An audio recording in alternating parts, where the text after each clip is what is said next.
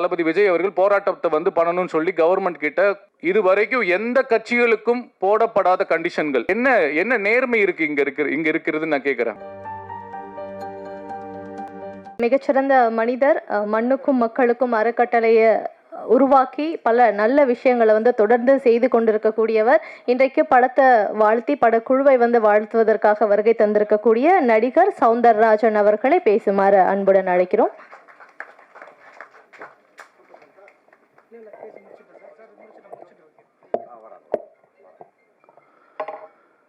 மண்ணுக்கும் மக்களுக்கும் வணக்கம். மேடையில் அமர்ந்திருக்கும் திரையுலக ஜாம்பவான்களுக்கும் புது கலைஞர்களுக்கும் பத்திரிகை மீடியா உறவுகளுக்கும் என்னுடைய சிறப்பு வணக்கம்.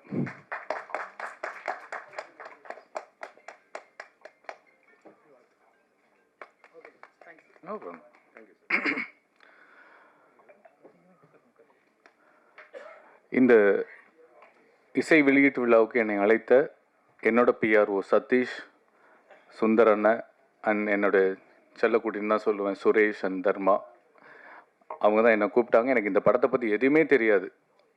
அதுக்கப்புறம் இந்த படத்தோட ஹீரோ வந்து எனக்கு கால் பண்ணார். அவரை எனக்கு வந்து ஒரு வருஷத்துக்கு முன்னாடி இந்த மனநிலை பாதிக்கப்பட்டவங்க, உடல்நிலை பாதிக்கப்பட்டவங்களுடைய ஒரு நிகழ்வில் நான் வாலண்டியராக ஒர்க் பண்ணிட்டேன்னா அவரும் ஒரு வாலண்டியராக வந்திருந்தார். 2 நாள் 3 நாள் அங்கே தங்கி அவங்களுக்கு நாங்கள் வந்து அவங்கள ஹாப்பியாக வச்சுப்போம். அவங்களுடைய திறமைகளை வந்து வெளிக்கொண்டு வரதுக்கு ஒரு காம்படிஷன் மாதிரி வச்சு இதெல்லாம் பண்ணும்போது அங்கே பழக்கமானோம். தினேஷ் இன்றைக்கி ஒரு மிரட்டலான ஒரு ஹீரோவாக பார்க்குறேன், சந்தோஷமாக இருக்குது. அண்ணன் சொன்ன மாதிரி, பேரரசன் சொன்ன மாதிரி அந்த பெட்ரூம் சீன் சூப்பருங்க.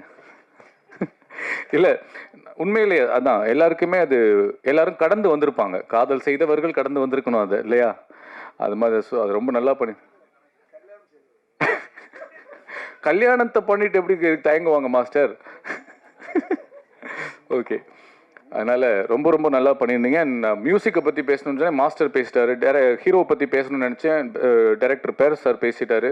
கேமராமேனை பற்றி பேசணும்னு நினச்சேன், இன்னொருத்தர் பேசிட்டாரு. எல்லாரும் பேசணும்னு நினச்சது, நான் பேசணும்னு நினச்சது அவங்க பேசுனதுனால அதை எல்லாத்தையுமே நான் வழிமொழிகிறேன்.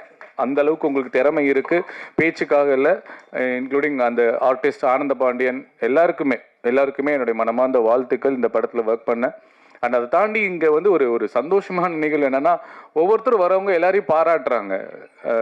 கணேஷ் சாராக இருக்கட்டும், கசாலி சாராக இருக்கட்டும், மாஸ்டராக இருக்கட்டும், சம்பத் அண்ணனாக இருக்கட்டும், சுபாஷ் அண்ணன், எல்லாருமே. சுபாஷ் அண்ணனை வந்து நான் ஒரு போராட்ட காலத்தில் தான் முதல்ல சந்திக்கிறேன். இவர் பத்திரிகை நிருபராக தெரியும். ஒரு போராட்ட காலத்தில் நான், அண்ணன் டிராஃபிக் ராமசாமி என்னென்ன நாங்கள் எல்லாமே சேர்ந்து ஒரு போராட்டத்தில் போலீஸை எதிர்த்து பயங்கரமாக கோஷம் போட்டுட்ருக்கோம். அப்போ தான் அண்ணன் ரொம்ப என் மனசுக்குள்ளே நெருங்கி வந்தார். ஸோ ஒருத்தருக்கு ஒருத்தர் மாறி மாறி அந்த பாராட்டுக்களை இந்த பத்திரிகை முன்னாடி, கேமரா முன்னாடி சொல்லும்போது உண்மையிலேயே மன நிறைவாக இருக்கும். எனக்கு நிறைய படங்கள் நான் பண்ணுறதில்லை. இந்த ஜெகமே தந்திரத்துக்கு அப்புறம் படங்கள் பண்ணுறதில்லை. அதுக்கு காரணங்கள் சில உண்டு. ஆனால் நான் நடிகனாக உணர்கிற இடம் வந்து இந்த பிரசாத் லேப் மட்டும்தான். நீங்கள் மட்டும்தான். உங்கள் முன்னாடி ஒரு குட் ஆக்டர்னு பேர் வாங்கணுன்றது மட்டும்தான் எனக்கு ஆசையாக இருக்கும். அஃப்கோர்ஸ் ஆடியன்ஸ் கைத்தட்டுறது வேற. உங்களை மாதிரி கிரிட்டிக்ஸ், உங்களை மாதிரி பத்திரிகையாளர்கள் தம்பி ஒரு படம் பார்த்தேன் நல்லா இருக்குன்னு சொல்கிறத கேட்கறதுக்கு, பேப்பரில் பார்க்கறதுக்கு தான் எனக்கு ரொம்ப ஆர்வமாக இருக்குது. இந்த இடத்துக்கு வர்றதுக்கு, இந்த கேமரா முன்னாடி, இந்த ஃப்ளாஷ் மோடாக நிற்கிறதுக்கு அவ்வளோ சந்தோஷமாக இருக்கும்.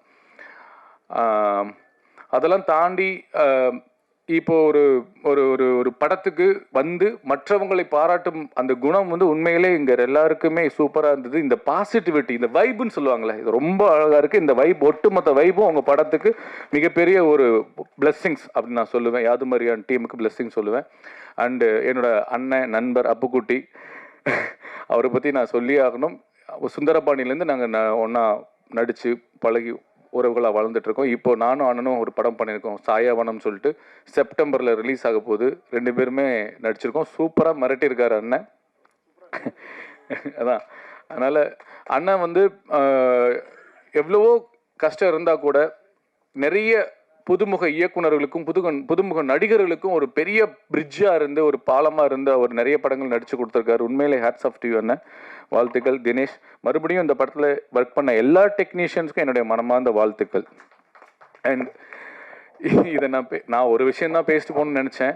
ஆனால் மாஸ்டரும் இன்னொருத்தரும் யாரோ பேசினவங்க அரசியலை பற்றி பேசுனதுனால நான் ஒரு விஷயம் பேசுகிறேன். விஜய் அண்ணா எகைன், இந்த படம் எப்படி எனக்கு தெரிய வந்துச்சு அப்படின்னா, இதுக்கப்புறம் நான் தேடி பார்க்கும்போது இந்த போஸ்டர் தான் பார்த்தேன். இந்த மாதிரி இலவசமே இருக்கக்கூடாது, தமிழக முதல்வர் ஆணை அப்படின்னு சொல்லி போட்டு எனக்கு பயங்கரமா அதாவது விஜய்ன்னு சொல்லி போட்டிருந்தார். அந்த நியூஸ் எனக்கு கட்டிங் வந்து எனக்கு சரியா இப்போ ஞாபகம் இல்லை, பதட்டத்தில். இலவசம் இருக்கக்கூடாது, தலைவர் விஜய், தமிழக முதல்வர் விஜய் அப்படின்னு போட்டிருந்தது. வாவ், நான் பார்த்தேன், வாவ் சூப்பர் அப்படின்ட்டு நான் உடனே ட்வீட் பண்ண போனேன். அப்புறம் பார்த்தேன் என்னடா அப்படின்னு கீழே பார்த்தா தமிழக முதல் ஒருவேளை கீழே வந்து நான் டேட் 26 போட்டிருந்துச்சு. ஆஹா, இது என்ன ஏதோ தப்பா இருக்கே, நம்ம ட்வீட் பண்ணக்கூடாதுன்னு சொல்லிட்டு பின் வாங்கிட்டேன். அப்புறம் அதுதான் விஷயம், இந்த படத்தை உலகம் முழுக்க கொண்டு போய் சேர்ந்தது. ஏன்னா தளபதி விஜய் என்பது வெறும் பெயர் அல்ல, 1 கோடி தமிழ்நாட்டில் இருக்கக்கூடிய 1 கோடி மக்களின் உயிர். அதுல நானும் ஒருத்தன். நான் மிகைப்படுத்தி பேசல. நான் 50 படங்கள் நடிச்சிட்டேன், தமிழ், மலையாள, தெலுங்கு 3ல. ஆனா எனக்கு சௌந்தரராஜா இப்படி ஒரு நல்ல நடிகன், நல்ல மனுஷன் அப்படின்னு சொன்னது விஜய் அண்ணா பேசினதுக்கு அப்புறம் தான் எனக்கு இவ்வளோ பெரிய வெளிச்சம் கிடைச்சது. என் பெயருக்கு உயிர் கொடுத்தது தளபதி விஜய் அண்ணா. அதனால நான் அவரை பற்றி நான் சொல்ல வரல, அவரோட பழகினதுனால சொல்கிறேன். நான் இப்போ இந்த 2 வருஷமா தமிழ்நாடு ஃபுல்லாக இல்லாமல் உலக நாடுகள் ஃபுல்லாக நான் சுற்றிக்கிட்டு இருக்கேன். தமிழகர் மட்டும் இல்லாமல் உலகத் தமிழர்கள் மனதில் ஃபுல்லாகவே விஜய் அண்ணா வாழ்ந்துட்டு இருக்காரு. இன்னும் அடுத்த 2026 மாஸ்டர் நம்பிக்கையில் இல்லை மாஸ்டர், உறுதி. ஸோ 8 கோடி மக்கள் மனதிலும் இருக்கக்கூடிய உயிர் தான் எங்கள் தளபதி விஜய். ஸோ அந்த இலவசம் என்பது எனக்கும் பிடிக்காது. இலவசத்தை கொடுத்து நிறைய சோம்பேறித்தனம் பண்ணி வச்சுட்டாங்க.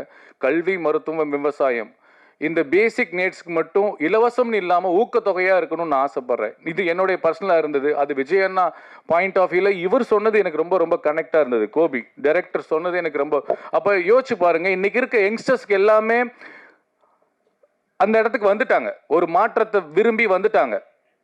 அதை துணிச்சலாக சொல்கிறதுக்கு, துணிச்சலாக செய்கிறதுக்கு வந்துட்டாங்க. ஏன்னா நான் உங்களுக்கு முன்னாடியே போட்டேன் தலைவா, நான் 2024 போட்டேன், முதலமைச்சர்னு போட்டுட்டு என் வீட்டில் இருக்குது, நான் வெளியேற்றலை. என் நண்பன் சொன்னார் வேணாண்டா போடாது, அது நாகரிகமாக இருக்காதுன்னு சொன்னதுனால நான் வெளியே போடல.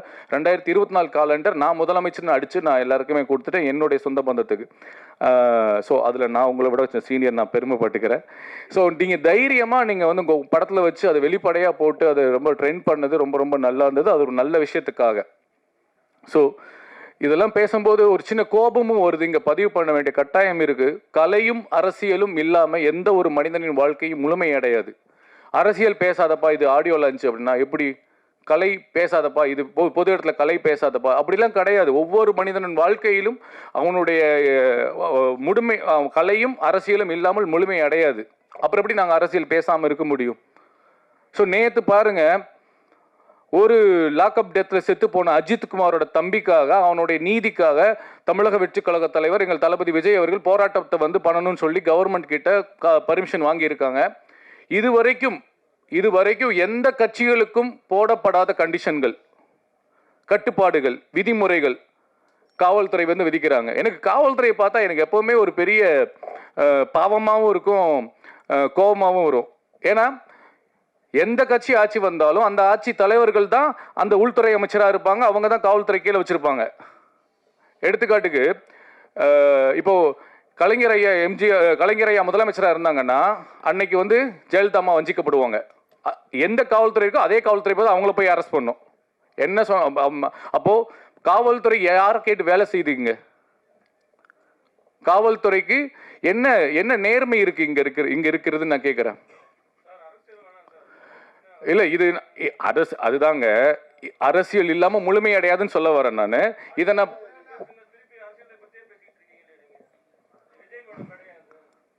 ஓகே, இருந்தாலும் நீங்க எவ்வளவு இந்த மாதிரி அடக்குமுறைகளை கொடுத்தாலும் எங்களை தமிழக வெற்றி கழகத்தையும் தமிழக வெற்றி கழக தலைவர் விஜய் அவர்களையும் எங்களுடைய தோழர்களையும் நீங்க அடக்கினாலும் மீண்டும் மீண்டும் எழுவோம். நாங்கள் மக்களுக்காக மண்ணுக்காக உழைக்க வருவோம் என்பதை கூறி ஒரே ஒரு விஷயத்தை சொல்லுகிறேன். போராட்டம் பண்ணி மக்களுக்காக மண்ணுக்காக கம்யூனிஸ்ட் கட்சியும் சரி, இல்லை விடுதலை சிறுத்தைகள் கட்சிகள், நீங்க எல்லாருமே நல்லா தெரிஞ்சுக்கோங்க, நீங்களும் எங்களோடு சேர்ந்து கைகோர்த்து வந்தால் ஒரு மிகப்பெரிய நல்ல மாற்றத்தை, தமிழ்நாட்டுக்கான மாற்றத்தை எங்கள் தலைவர் தமிழக வெற்றி கழக தலைவர் தளபதி விஜய் கொடுப்பார் என்று கேட்டுக்கொண்டு தாழ்மையாக கேட்டுக்கொண்டு வாய்ப்புக்கு நன்றி கூறி விடைபெறுகிறேன். நல்லதையே நினைப்போம், நல்லதையே விதைப்போம், நல்லதே நடக்கும். நன்றி, வணக்கம். யாவும் அறிவான் படக்குழுவை வாழ்த்திய சவுந்தரராஜன் அவர்களுக்கு நன்றி.